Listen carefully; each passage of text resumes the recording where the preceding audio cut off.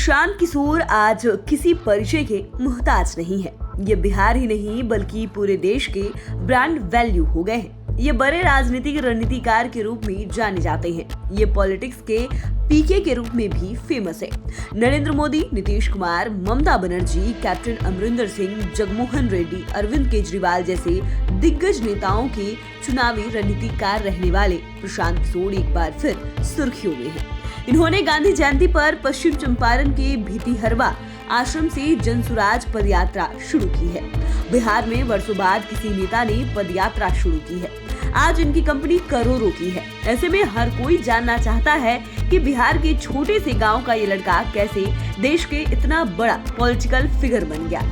तो आइए आज हम आपको पॉलिटिक्स के पीके यानी कि प्रशांत किशोर की उन 5 बातों को बताते हैं जिससे आप इतना तो जान ही जाएंगे कि वो कौन है और साधारण बॉय से यहाँ तक कैसे पहुँचे। सबसे पहले 5वें नंबर पर प्रशांत किशोर के शुरुआती सफर पर बात करते हैं। इनका सफर बिहार के एक बेहद मामूली से जिला बक्सर से शुरू हुआ है। इनके पिता श्रीकांत पांडे बक्सर में ही डॉक्टर थे। इसके पहले ये भोजपुर जिले के शाहपुर में सर्विस करते थे। इसी कारण बहुत से लोग प्रशांत किशोर को बक्सर के ही मूल निवासी मानते हैं, जबकि ये मूल रूप से रोहतास जिले के रहने वाले हैं। पुरानी गांव में इनका पैतृक घर है। कुछ साल पहले ही प्रशांत किशोर के पिता डॉक्टर श्रीकांत पांडे का निधन हुआ था। यदि इनके फैमिली बैकग्राउंड की बात करें तो प्रशांत किशोर के एक और भाई है। इनके अलावा 2 बहनें भी हैं। बक्सर में इस परिवार को जानने वाले बताते हैं कि प्रशांत किशोर के भाई दिल्ली में रहते हैं।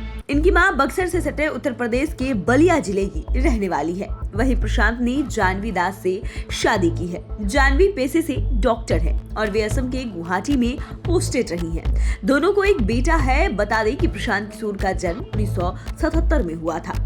अब चौथे नंबर पर बात करते हैं प्रशांत किशोर के करियर की और किस तरह इन्होंने अपनी कंपनी बनाई। दरअसल इनकी शुरुआती शिक्षा बक्सर से हुई।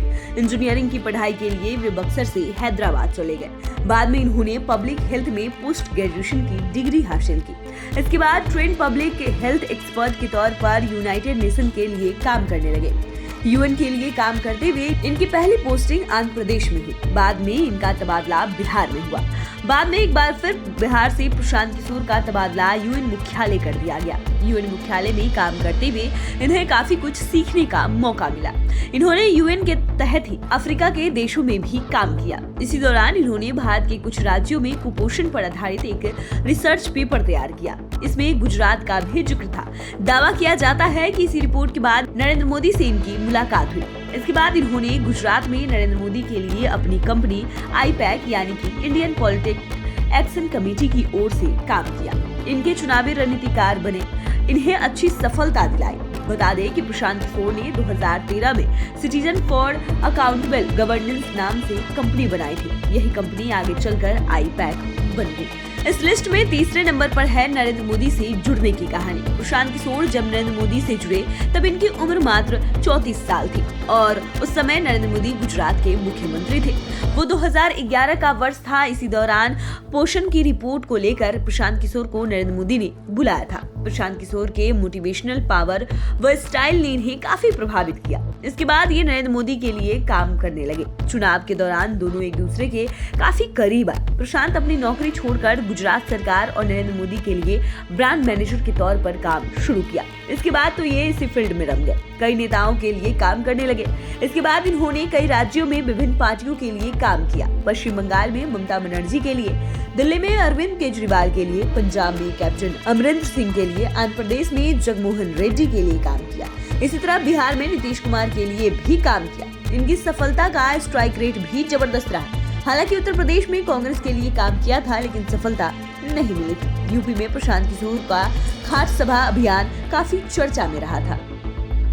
अब बात करते हैं प्रशांत किशोर सियासी गलियारे में सुपरहिट कैसे हुए। दरअसल प्रशांत किशोर चुनावी रणनीतिकार के रूप में भले ही एक से बढ़कर एक दिग्गज नेताओं के साथ काम किए, लेकिन ये सियासी गलियारे में नीतीश कुमार के साथ आने के बाद सुपर हिट हुए। दरअसल गुजरात में नरेंद्र मोदी के साथ काम करने के दौरान ये चर्चा में नहीं थे। इनका बिहार में कोई भी नाम नहीं जानता था, लेकिन बिहार में जब 2015 में नीतीश कुमार महागठबंधन में शामिल हो गए, तब इनका प्रशांत किशोर से संपर्क बढ़ा।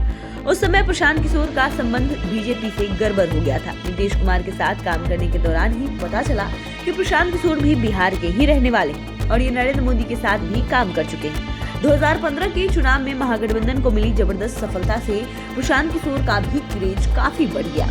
बाद में नीतीश कुमार ने इन्हें अपनी पार्टी जदयू में शामिल कर लिया। ये पार्टी में राष्ट्रीय उपाध्यक्ष बनाए गए, लेकिन इसी दौरान इनकी आरसीपी सिंह के साथ पटरी गड़बड़ा गई। बाद में ये जदयू से अलग हो गए। अब पहले नंबर पर बात करते हैं इनके जन सुराज यात्रा की। इसे प्रशांत किशोर ने पदयात्रा का नाम दिया।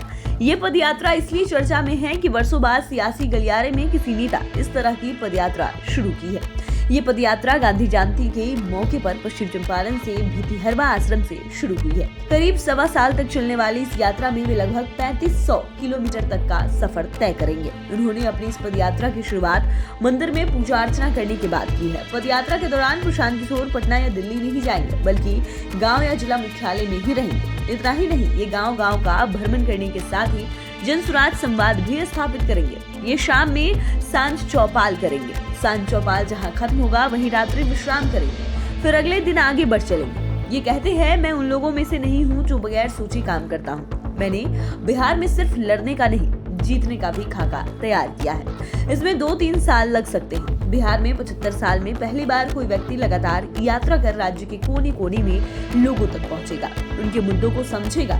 इन्होंने इसे लेकर ट्वीट भी किया था, जिसमें इन्होंने लिखा, देश के सबसे गरीब और पिछड़े राज्य बिहार में व्यवस्था परिवर्तित का दृढ़ संकल्प पहला महत्वपूर्ण कदम। समाज की मदद से एक नई और बेहतर समाज व्यवस्था बनाने के लिए अगले 12 से 15 दिनों में बिहार के शहरों, गांव और कस्बों में 35,000 किलोमीटर की पदयात्रा बेहतर और विकसित बिहार के लिए।